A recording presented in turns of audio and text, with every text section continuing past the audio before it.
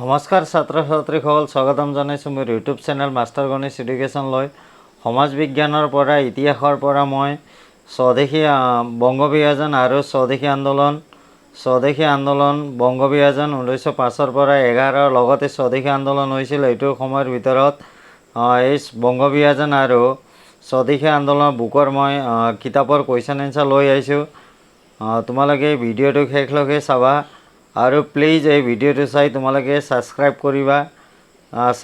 কৰি দিবা আৰু লগতে লাইক কৰিবা, শ্বেয়াৰ কৰিবা। কমেণ্ট বক্সত যদি কিবা তোমালোকৰ প্ৰব্লেম থাকে অল ছাবজেক্টৰ মই তেনেকৈ লৈ আহিম এনেকুৱা ভিডিঅ'। হাইস্কুল শিক্ষান্ত পৰীক্ষা 2025ৰ কাৰণে খুবেই ইম্পৰ্টেণ্টখিনি মই লৈ আহিম। মোৰ আগৰ ভিডিঅ'ত অসমীয়া বিষয় অলৰেডি মই দিয়া আছে, হিন্দী গ্ৰামাৰ আছে, তাৰপিছত ইংলিছৰ বিষয় আছে।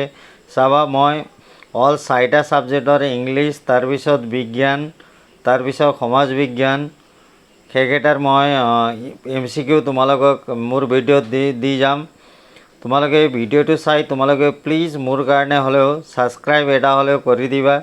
এতিয়া আহিছোঁ অতি চমু প্ৰশ্ন উত্তৰ ফাৰ্ষ্ট চেপ্টাৰৰ পৰা।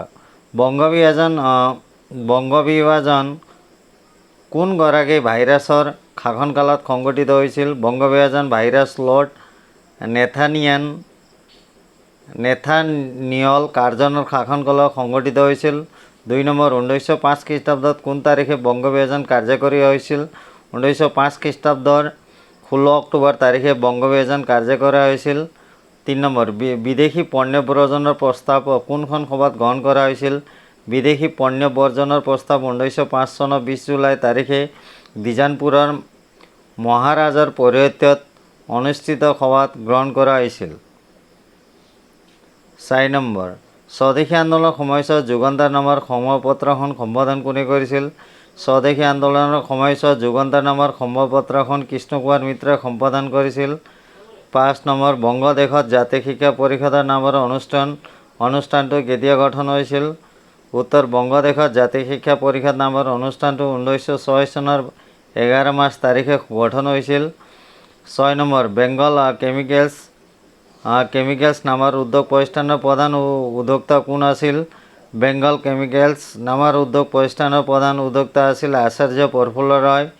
7 নম্বৰ কাৰ পৌৰোহিত্যত অনুষ্ঠিত জাতীয় কংগ্ৰেছ অধিৱেশনত ভাৰতীয়ৰ বাবে স্বৰাজ বিচাৰি প্ৰস্তাৱ গ্ৰহণ কৰা হৈছিল? দাদাভাই নৌৰোজীৰ পৌৰোহিত্যত অনুষ্ঠিত জাতীয় কংগ্ৰেছৰ অধিৱেশনে ভাৰতৰ বাবে স্বৰাজ বিচাৰি প্ৰস্তাৱ গ্ৰহণ কৰিছিল। বন্দনী ভাৰত নামৰ নাটকখন ৰচক কোন আছিল? বন্দনী ভাৰত নামৰ নাটকখন ৰচিকা আছিল অম্বিকাগিৰি ৰায়চৌধুৰী। 9 নম্বৰ বংগদেশৰ একত্ৰীকৰণ কেতিয়া কৰা হৈছিল? 1911 চনত বংগদেশৰ একত্ৰীকৰণ হৈছিল। এতিয়া চমু প্ৰশ্ন উত্তৰ 1 নম্বৰ বংগবিভাজনে সৃষ্টি কৰা পূৰ্ববংগ আৰু অসম নামৰ প্ৰদেশখনৰ সৈতে সংলগ্ন হোৱা বংগদেশৰ প্ৰধান 3টা ভৌগোলিক সংমণ্ডল উল্লেখ কৰা। পূৰ্ববংগ আৰু অসম প্ৰদেশৰ সৈতে সংলগ্ন হোৱা বংগদেশৰ প্ৰধান 3টা ভৌগোলিক সংমণ্ডল হ'ল ঢাকা, চট্টগ্ৰাম আৰু ৰাজশ্বাহী। 2 নম্বৰ বংগবিভাজনৰ অন্তৰ্নিহিত উদ্দেশ্য কি আছিল? লৰ্ড কাৰ্জনে ভাৰতীয় জাতীয়তাবাদৰ প্ৰাণকেন্দ্ৰ বংগপ্ৰদেশত দ্বিখণ্ডিত কৰি হিন্দু বঙালী আৰু বুদ্ধিজীৱীসকলক 2খন প্ৰদেশত সংখ্যালঘুত পৰিণত কৰিব বিচাৰিছিল। কাৰ্জনে ব্ৰিটিছ সাম্ৰাজ্যবাদক শক্তিশালী ৰূপত গঢ়ি তোলাৰ উদ্দেশ্য আগত ৰাখি বংগবিভাজনৰ যোগেদি ৰাজনৈতিক চেতনাসম্পন্ন হিন্দু বঙালীসকলক পংগু কৰি জাতীয়তাবাদ বিকাশৰ পথত হেঙাৰ দিব বিচাৰিছিল। এই আঁচনিৰ যোগেদি ৰাজনীতিৰ দিশত অনগ্ৰসৰ মুছলমানসকলক ইংৰাজ শাসনৰ প্ৰতি অনুগত কৰিব বিচাৰিছিল আৰু আনহাতে ভাৰতীয় সমাজত সাম্প্ৰদায়িকতাৰ বিষ সিঁচি দিয়াৰ পৰিকল্পনা হাতত লৈছিল। লগতে ইংৰাজ বিদ্বেষী চৰমপন্থীসকলক দমন কৰাৰ বাবে বংগবিভাজন এপাত অস্ত্ৰ হিচাপে বাছি লৈছিল। এতিয়া আহিছোঁ 3 নম্বৰ বংগবিভাজন বিৰোধী আন্দোলনত স্বদেশ আন্দোলন নামক কিয় পাইছিল? চমুকৈ লিখা। 1930 চনৰ 6 ডিচেম্বৰ তাৰিখে বংগ দ্বিখণ্ডিত কৰাৰ প্ৰস্তাৱ উত্থাপিত হোৱাৰ পৰা 1905 চনৰ 19 জুলাই তাৰিখে বংগবিভাজনৰ পৰিকল্পনাটো চৰকাৰীভাৱে প্ৰকাশ কৰালৈকে পূৰ্ববংগ, উত্তৰবংগ, পশ্চিমবংগৰ বিভিন্ন ঠাইত অনুষ্ঠিত প্ৰতিবাদী সভাৰ যোগেদি প্ৰবল জনসমাৰোহ জোৱাৰ উঠিছিল। জাতি বৰ্ণ নিৰ্বিশেষে সকলো মানুহে এক সংগ্ৰামত জঁপিয়াই পৰিছিল। বংগবিভাজন পৰিণতি হিচাপে সংঘবদ্ধভাৱে বিদেশী বস্তু বৰ্জন আৰু স্বদেশী বস্তু গ্ৰহণৰ সিদ্ধান্ত জনসভাত অনুমতি লোৱাৰ পিছত এই আন্দোলন স্বদেশী আন্দোলন নামে জনাজাত হৈছিল। 4 নম্বৰ, স্বদেশী আন্দোলন জাতীয় শিক্ষা আগবঢ়োৱা বৰঙণিৰ বিষয়ে আলোচনা কৰা। 1905 চনৰ 5 আগষ্ট তাৰিখে ৰবীন্দ্ৰনাথ ঠাকুৰে কলিকতাৰ এখন জনসভাত জাতীয় শিক্ষাৰ প্ৰয়োজন সম্পৰ্কে ভাষণ প্ৰদান কৰিছিল আৰু তাৰ পাছদিনাই বিশাল জনতাৰ উপস্থিতিত তেওঁ বংগ জাতীয় বিদ্যালয় নামৰ জাতীয় শিক্ষানুষ্ঠান প্ৰতিষ্ঠা কৰে। 8 নম্বৰ, ৰংপুৰত দ্বিতীয়খন জাতীয় বিদ্যালয় স্থাপন হয়। চৰকাৰী বিদ্যালয় ত্যাগ কৰা ছাত্ৰৰ সংখ্যা ক্ৰমাৎ বৃদ্ধি পাবলৈ ধৰে আৰু বংগদেশৰ কেইবাখনো ঠাইতে জাতীয় বিদ্যালয় গঢ়ি উঠে। ৰাসবিহাৰী বসুৰ অধ্যক্ষতাত কলিকতা টাউন হলত 1906 চনৰ 11 মাৰ্চ তাৰিখে অনুষ্ঠিত সভাত জাতীয় শিক্ষা পৰিষদ নামৰ জাতীয় শীৰ্ষ অনুষ্ঠান গঠন হয়। 15 আগষ্ট তাৰিখে বংগ জাতীয় মহাবিদ্যালয় স্থাপন হয় আৰু অৰবিন্দ ঘোষে মহাবিদ্যালয়ৰ অধ্যক্ষ পদ অলংকৃত কৰিছিল। একোটা বছৰতে 12 ডিচেম্বৰত বংগ জাতীয় মহাবিদ্যালয় জাতীয় বিশ্ববিদ্যালয় উন্নীত কৰা হয়। স্বদেশী আন্দোলনৰ সময়খিনি সৰ্বমুঠ 62খন মাধ্যমিক আৰু 3000খন প্ৰাথমিক জাতীয় বিদ্যালয় গঢ়ি উঠে। খ্যাতনামা বেৰিষ্টাৰ তাৰকানাথ পালিতৰ অৰ্থ সাহায্যত বেংগল টেকনিকেল ইনষ্টিটিউট নামৰ শিক্ষানুষ্ঠানো গঢ়ি উঠিছিল। পিছলৈ উক্ত অনুষ্ঠানটো যাদৱপুৰ বিশ্ববিদ্যালয় নামেৰে আত্মপ্ৰকাশ কৰিছিল। জাতীয় বিষয় পাটনাত বিহাৰ বিদ্যাপীঠ প্ৰতিষ্ঠা কৰা হৈছিল।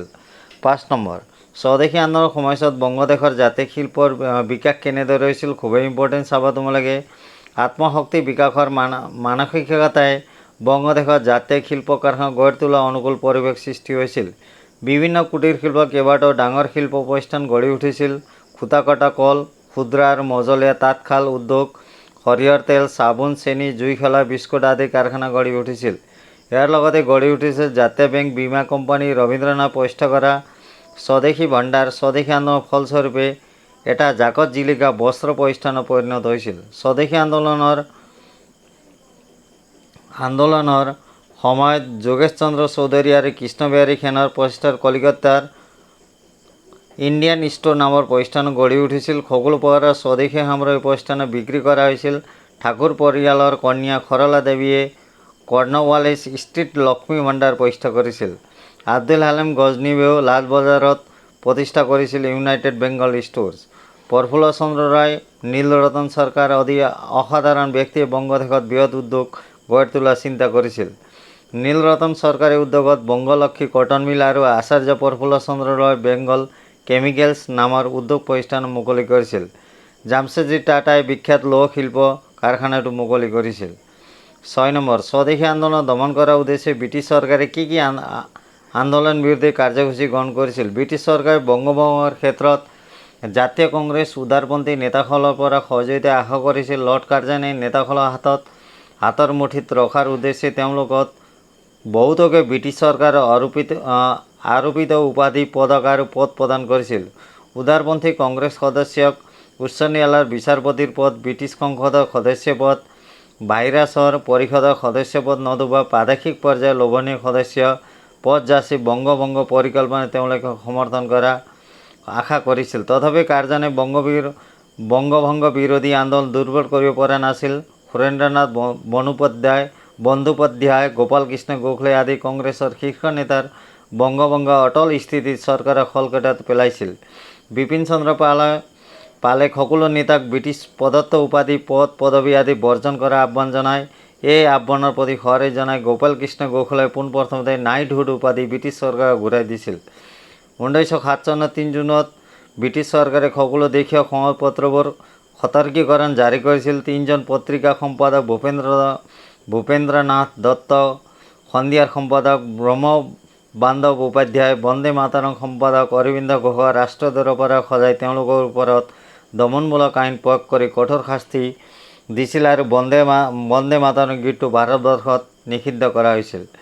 বিভেদকামী নীতিৰ পশ্চাদে ব্ৰিটিছে উপনিৱেশক অক্ষুণ্ণ ৰখাৰ চেষ্টা চলাইছিল। হিন্দু আৰু মুছলমানৰ মাজত বিভেদ সৃষ্টি কৰি মুছলমানসকলৰ পৰা বংগবিজন তেওঁলোকে সহযোগ আদায় কৰিব বিচাৰিছিল। চৰকাৰে আন্দোলন খৰ্ব কৰাৰ উদ্দেশ্যে পুলিচ আৰু সৈন্যবাহিনীৰ যোগেদি হিংসা ঘটনা চলাইছিল।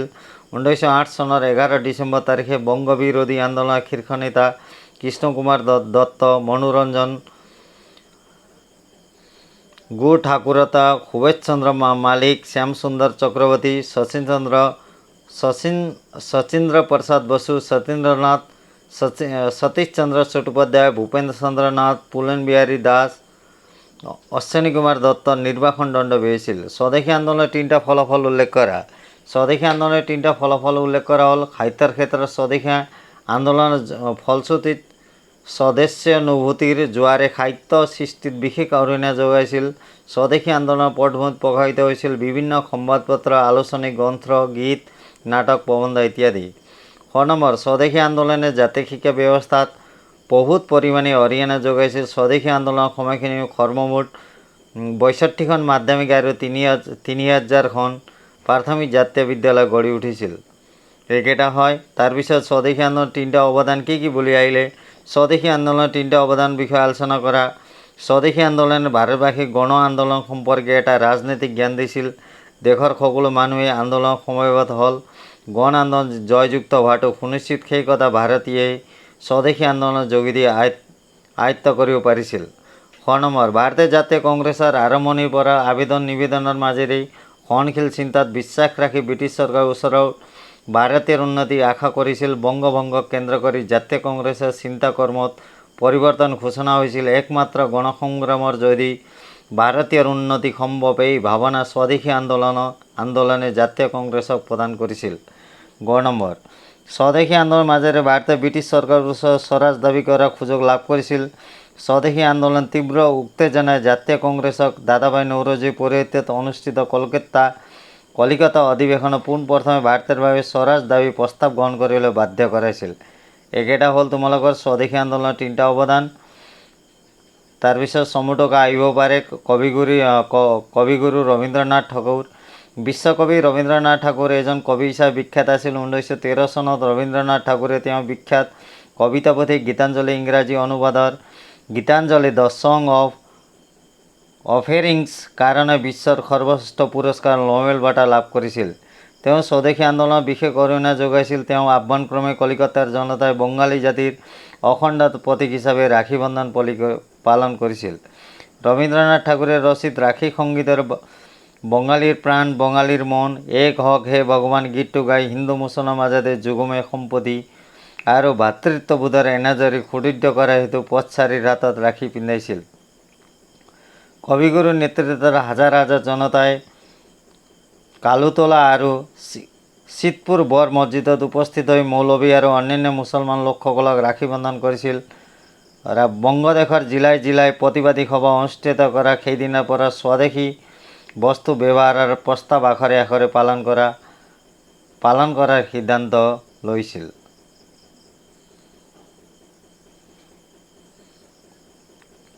এইটো হ'ল চমুটকা।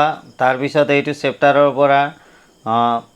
এইটো চেপ্টাৰৰ মই তোমালোকক MCQ লগতে এক্সট্ৰা কুৱেশ্যনখিনি, ইয়াৰ কুৱেশ্যন টোটেলি 1915 চনৰ পৰা 24 চনলৈকে কিমান কুৱেশ্যন এনচাৰ হৈছে এইকেইটা মই মোৰ ভিডিঅ'ত দি যাম।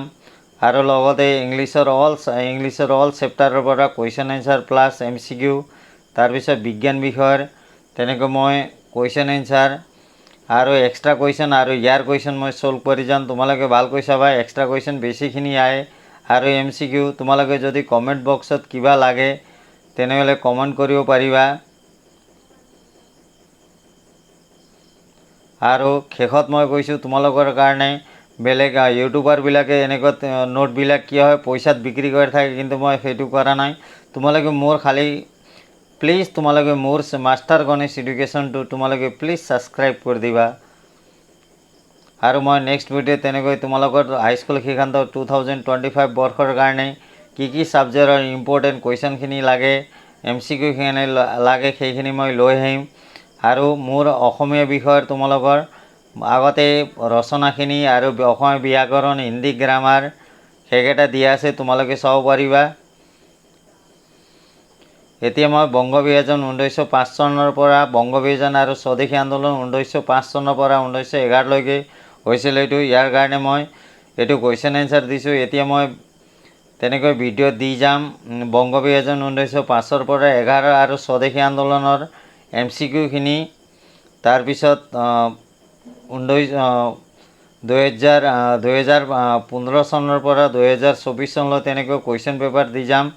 আৰু তোমালোকে যদি কুৱেশ্যন পেপাৰ লাগিলে HLC হাইস্কুল শিক্ষান্ত পৰীক্ষা তোমালোকক মই লাগিলে কমেণ্ট বক্সত ক'বা, মই দি যাম। আৰু মই তোমালোকক আছামিজ মিডিয়াম আৰু ইংলিছ মিডিয়ামৰ মাষ্টাৰ গণেশ এডুকেশ্যনত তোমালোকে অল ছাবজেক্টৰ ইম্পৰ্টেণ্ট কুৱেশ্যন এনচাৰ পাবা। ধন্যবাদ মোৰ মৰমৰ ছাত্ৰ ছাত্ৰীসকল।